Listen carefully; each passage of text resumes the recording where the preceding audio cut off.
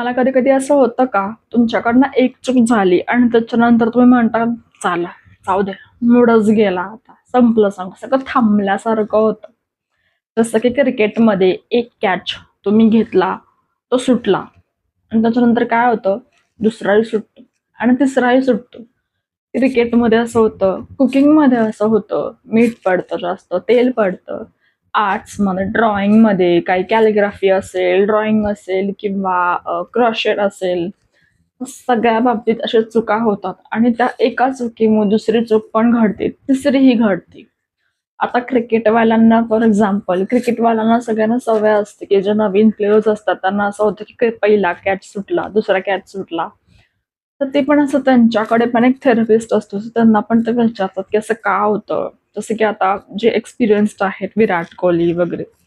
तर त्यांना आता एक्सपिरियन्स आहे या सगळ्याचा. त्याच्यामुळे त्यांच्याकडनं पहिल्या चुकीचं पहिला कॅच सुटल्याचं असं गिल्ट राहत नाही. त्याच्यामुळे दुसरा कॅच पटकन घेऊ शकतात. तिसराही घेऊ शकतात. प्रॉब्लेम सगळा इथे आहे. सो ते आपण आज जाणून घेऊया. आणि ना ऍक्च्युली आपण नंतर असं म्हणतो, की जाऊ दे आज माझ्याकडनं काहीही घडत नाही. आज माझ्याकडनं काहीही होणार नाहीये ना, nothing went right, nothing is going our way असं आपण बरंच काय काय म्हणायला लागतो. खरं तर ना हे बऱ्याच गोष्टीत होतं, पण पहिल्या चुकीनंतर आपण त्या गेममध्ये नसतोच. फॉर एक्झाम्पल क्रिकेटमध्ये पहिला कॅच सुटल्यानंतर आपलं लक्ष तिथे नसतं. आपण डोक्यात असतो. आपल्या डोक्यात विचार चालू होतात. असं का झालं? मी एनर्जेटिक आहे. आज माझ्या दिवसाची सुरुवात छान झाली. माझ्याकडनं कॅच कसा सुटला? असं कसं वागलो मी? माझं छान लक्ष होतं. आणि हे सगळं म्हणता विचार करता दुसरा कॅच सुद्धा येतो आणि तोही सुटतो. तो सुटल्यानंतर परत आपण डोक्यात विचार करायला जातो, अरे 2 कॅच सुटले, आता कसं? 2 कसे काय सुटू शकतो? आणि तिसरा सुटतो, चौथा सुटतो, एक्सेट्रा. असं सगळ्या बाबतीत तुम्ही हळू चूक करायला लागता. त्याच्यामुळे तुम्ही डोक्यात असता. म्हणून आता काय करायचं? हे सगळं आपल्या रोजच्या आयुष्यात सुद्धा होतं. आजपासून मी जिमला जाणार होते, ते काही झालं नाही. उद्यापासून, उद्या नाही गेले, परवापासून. ही सायकल चालूच असते. आज मी अभ्यास करणार होतो, आज काही झाला नाही, आता उद्या करते. दुसरा दिवस, तिसरा दिवस, ते पण गेलं. आजपासून मी डाएट करणार होते, एकदा बाहेरचं काय खाल्लं, झाले, चूक केली. आता ते माझ्याकडनं कधीच होणार नाही. आपण एक चूक करतो आणि झालं, आता माझ्याकडनं नाही होणार, सगळं चुकलं.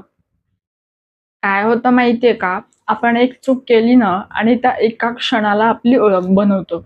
म्हणजे फॉर एक्झाम्पल आपण अभ्यास करत असतो आणि ते कन्सिस्टंटली होत नसेल, तर आपण म्हणतो की जाऊ दे माझ्याकडनं कन्सिस्टंटली होणारच नाहीये.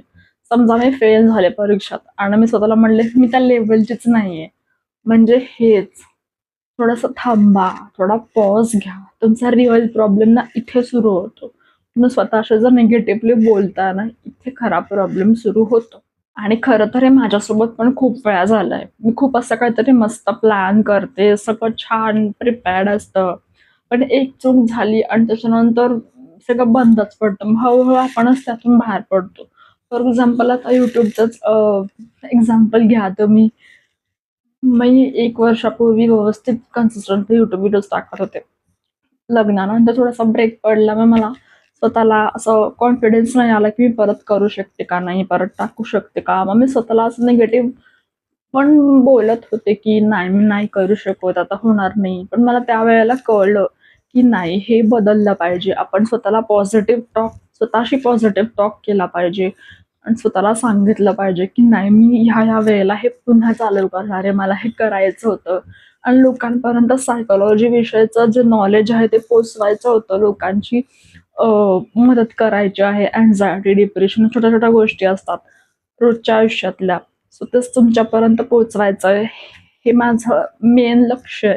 सो त्याच्यासाठी मला हे करायचंच आहे आणि येस, थँक्स टू दॅट त्याच्यामुळे मी पुन्हा हे चालू करू शकले. सो असंच हा माझा एक्झाम्पल आहे. तसंच तुम्हालाही तुमच्या रोजच्या आयुष्यात काही गोष्टी होत नसतील, तर त्या तुम्हाला स्वतःशी पॉझिटिव्ह सेल्फ टॉक करून ते घडवायचं आहे. आणि खरं तर ना आपल्याला कोणीच थांबवत नाही हे सगळं करण्यापासून. आपण स्वतःला थांबवतो. तुमच्यासोबत पण झालंय का असं? कमेंट्समध्ये नक्की सांगा. आणि मग आपल्याकडनं या 3 गोष्टी घडतात. ओव्हर थिंकिंग, असं का झालं, माझ्याकडनं का झालं, मी का चुकले. सेकंड, सेल्फ डाऊट, माझ्याकडनं कधीही होणार नाही, मला हे कधीही जमणार नाही, हे माझ्या लेवलचंच नाहीये. थर्ड, अवॉइडन्स, जाऊ दे आज काही शक्य नाहीये, उद्या करू, उद्याला जाऊ दे, आज नको, उद्या करूया, असू दे. हे सगळं असं चालू असतं. ओके, आता मुद्द्याच सोल्युशन काय, करायचं काय याच्यावरती. सगळ्यात पहिलं तर डीप ब्रीथ घ्या, श्वास घ्या.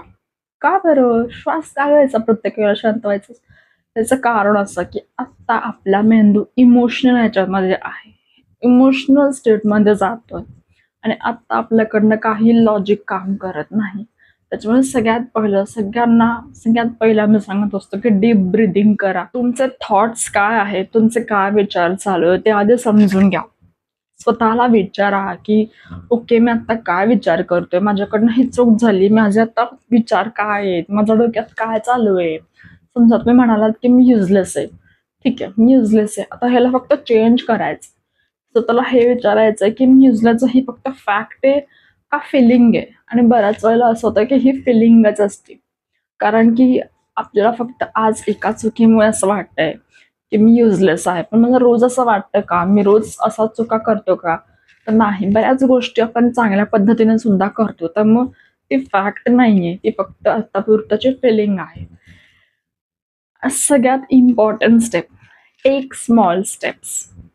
छोट्या छोट्या स्टेप्स घ्या, छोटी पावलं उचला, हे प्रत्येक जण सांगत असतं तुम्हाला.